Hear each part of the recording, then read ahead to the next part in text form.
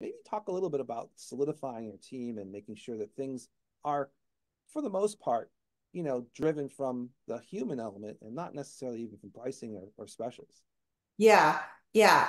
You need to let them feel valued without being their BFFs. You don't need to be your BFF with your employees. Guilty is charged of being too lenient, probably. And I'm still learning from that. And I definitely have hiring issues like the whole rest of the planet does actually.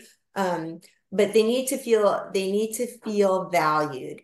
It's no longer, oh, you get a syringe and filler every quarter if you work here. It's time for our filler party, girls, and make a big deal about it. And so getting them to feel valued, if that means a logoed shirt and making a big deal about earning it, it makes a little bit of a difference, but goes a long way. Um, be be strict, but don't be overly lenient, and don't try to be everyone's best friend, but make them feel valued. And that's really important because at the end of the day, we all have to play in the same sandbox, right?